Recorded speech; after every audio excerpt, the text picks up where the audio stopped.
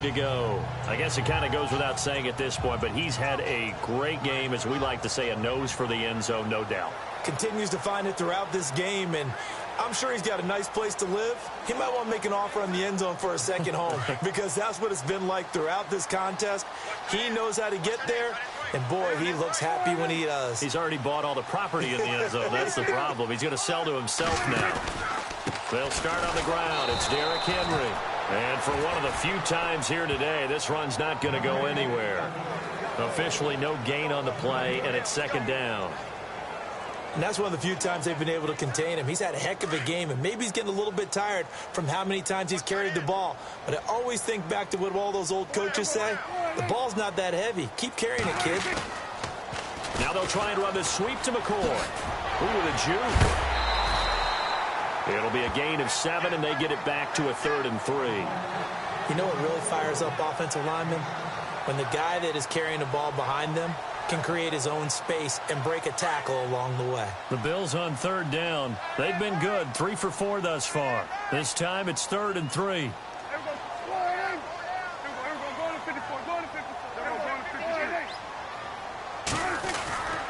They'll try and run for it with McCoy. Call it no gain there, and it leads to a 4th down. And if you're the defense and those D tackles, you like that they're trying to run the football here against your 4-3, don't you? Yeah, because they tend to eat things up because they are so strong and physical, and especially when they play with leverage where they get lower than the offensive lineman and control him. And what I love about the good defensive tackles, they can play over the guards, they can slide and play over the center. Nobody in the offense likes that day when they have to deal with those guys. And he's finally taken down, but not before getting across midfield and across the 45-yard line. They get 31 yards that time. And it's 1st down, Buffalo. We know it's tough enough to pick up 1st downs on 3rd down plays, but when you go for it on 4th down, sometimes you're actually just praying, and on that play, the prayer was answered. Offense comes to the line now, 1st and 10.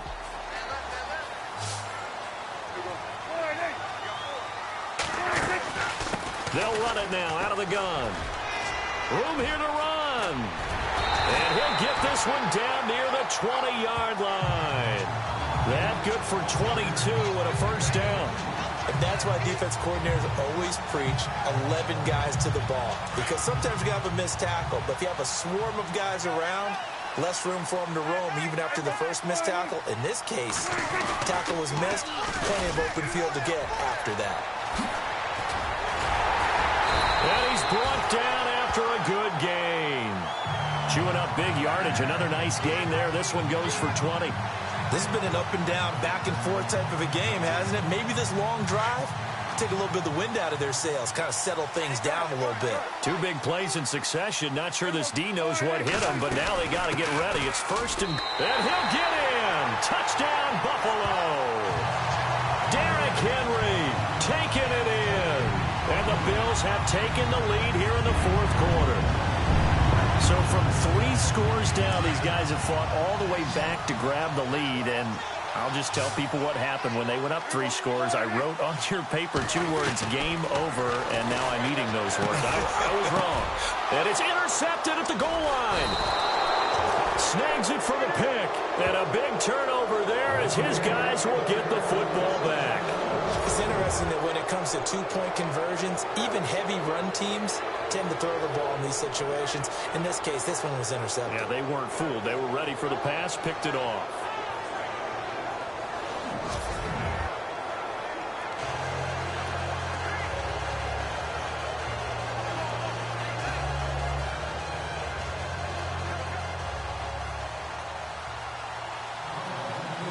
Set now to kick this one away, and off it goes. That's fielded in the end zone. And no run back here. This will be a touchback, and it comes out to the 25-yard line.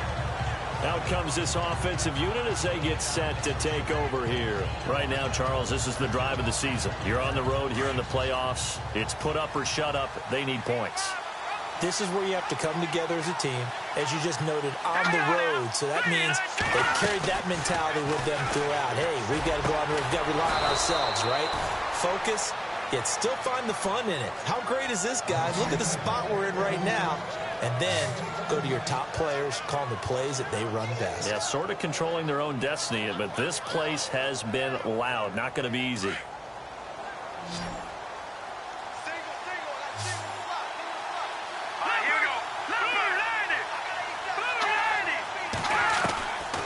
On first down, he'll drop to throw.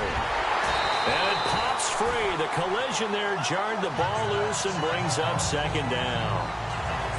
You get a tight end like this, and you know he's used to dishing out punishment, but here, he's one that has to absorb the contact, and as a result, unable to hold on to the football.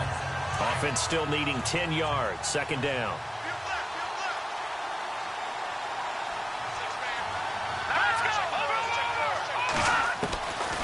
They're going to look to throw. And the hit jarred it loose. It's incomplete. So he can't hang on, and as I watch that unfold, I remembered an expression that I've heard, maybe from you, I don't know, but you're going to get hit anyways, might as well hold on to the ball. Well, you know a coach said that, right? Yeah. Not an actual player. Not a chance at all. Way easier said than done.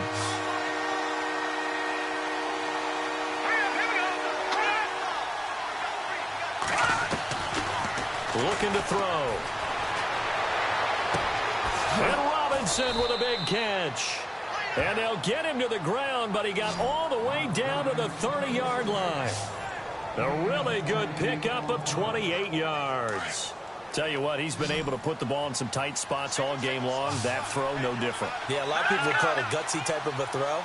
I think he looks at it as, I can do it, so it's not that big of a deal to me, and I'm going to keep it. And no escaping this time as he'll go down. They got him for a sack. Well, that play was the very definition of fast, quick, and in a hurry. Suddenly, he was there. Yeah, blink of an eye. That happened fast and a big sack. He'll drop to throw. Screenplay, Johnson. And the play goes nowhere. Losing yardage back near the 40 at the 39. It'll wind up being a loss of 2. And they're going to face an uphill battle here on 3rd and long. Now that screen there on second down certainly didn't develop how they had hoped. Is that one they should have even tried, or is that one the quarterback sticks in his pocket? I think the latter. I like what you said there, because trying is one thing. We can second-guess just about every call. But in this case, when you realize that it's broken down, just throw it. And oh, it'll be intercepted. Picked off by Micah Hyde. And he will take it out to the 25-yard line.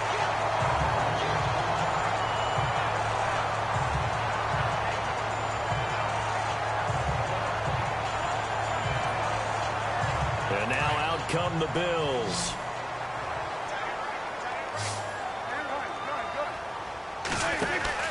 They begin with Henry. Oh, he's got some breathing room. Space to maneuver at the 40. And they're going to get this one all the way out across the 45. That burst good for 20 and a first down. Got to figure now, after getting that turnover, they're just going to be happy to keep the ball on the ground, right? This is where covering the football, taking care of the ball, all the ball security terms that have ever been used, they come into play for the guys on offense right now. Just take care of it, and they've got a good chance of ending up winning this game. They keep it with Henry on first down. And he'll be brought down somewhat awkwardly here, and a late flag as well. I think this one's going to be a face mask. Face mask. Defense. Trailing in the 4th, this close of a game, that's a penalty you just can't afford. It's an absolute killer, and it's one that drives coaches and teammates insane.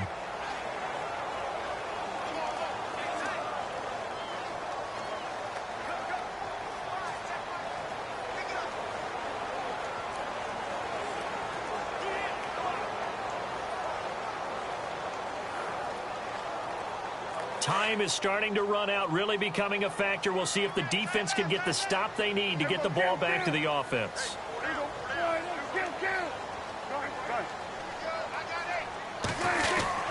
After the penalty, it's Henry. And inside the 20 before he's brought down.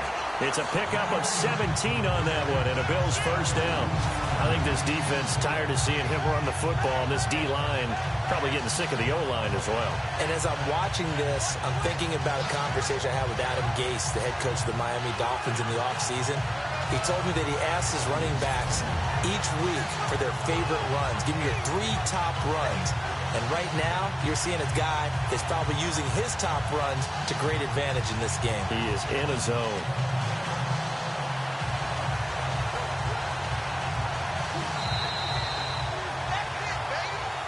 Time for a break. We're back to see what happens after this.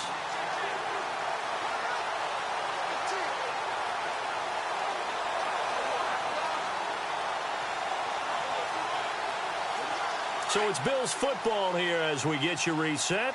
They've got a 1st and 10 as they look to try and finish this one off.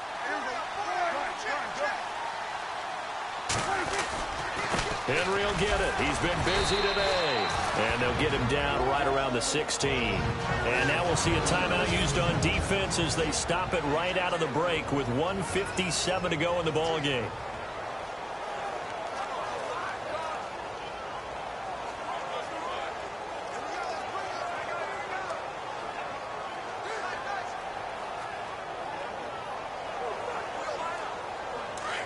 And on the outside, they're playing press coverage.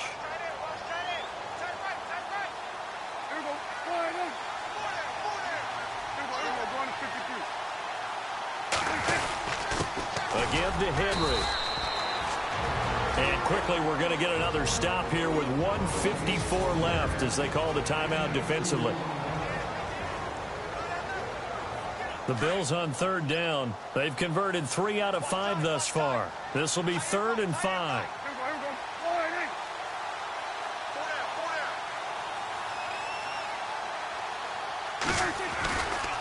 They'll try the right side with Henry. And he'll fight his way down right around the 12.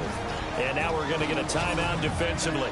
So another stop, 1:50 left in the football game. So on 4th down, out trots the kicker in a big spot here.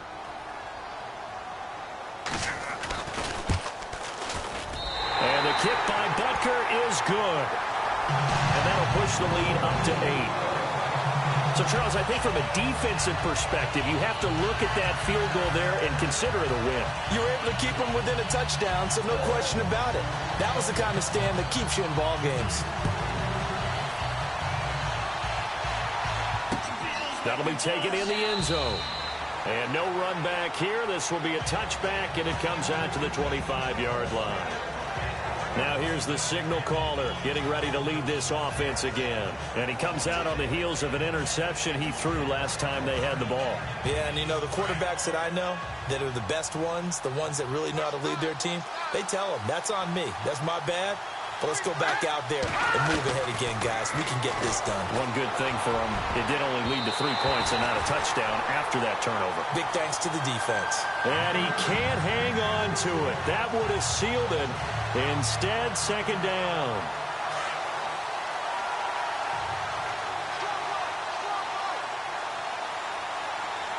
Here we go now. Back there in that Philly. Here we go.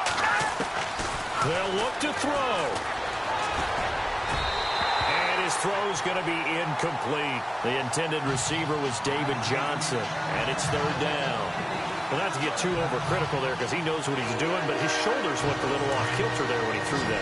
I don't think you're being overly critical there. You're just analyzing it, and he gets those shoulders right. That pass will go from incomplete to complete. Back to throw. And, a crusher there as it's intercepted. Tre'Davious White with a pick. And they take over. They'll set up shop at the 46-yard line. Well, they needed the touchdown and the 2-point conversion, but they're not going to get a shot at either. This is a great play here defensively, Brandon, and at a time that they sorely needed one. And that could be enough to help get them out of here with a victory. Henry out of the pistol. And he's brought down. 10 yards there to start the drive, and just enough by about the length of the football for a 1st down. I have to chuckle to myself a little bit, Brandon, because right now I could be in that huddle with that offensive line. I know exactly what they're saying. If you call a pass play here, We're going to call timeout. Run the football. We've got control of this thing. Get him behind us and let's go. Their time to shine. A 20th carry now for Derrick Henry.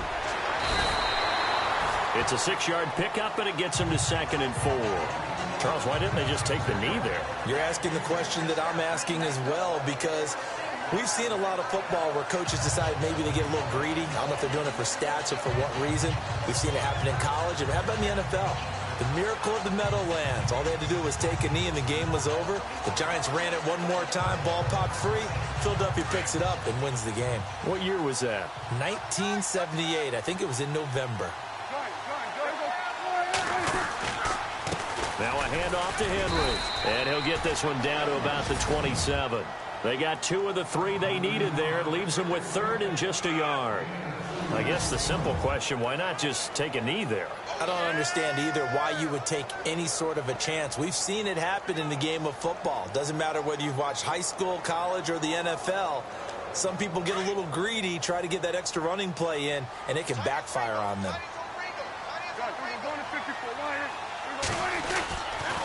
On 3rd down, here's McCoy. And he'll take this down just shy of the 25-yard line.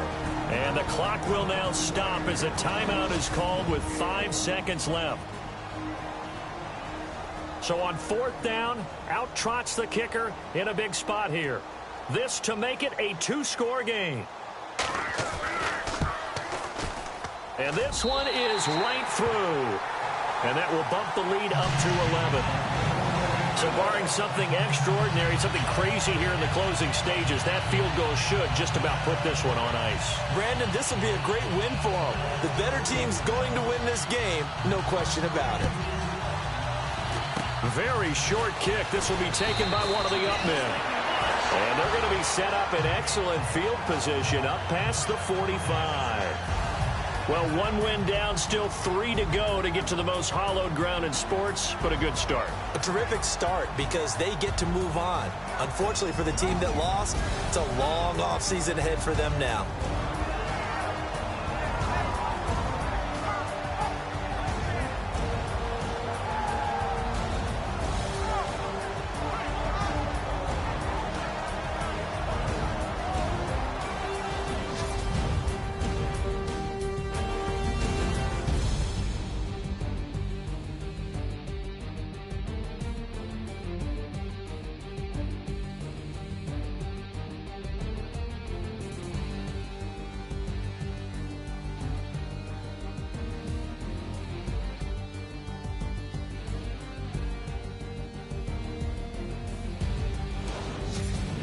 So that'll do it for my partner, Charles Davis, and the best darn crew in the industry. I'm Brandon Gaudin. This has been a presentation of the NFL on EA Sports.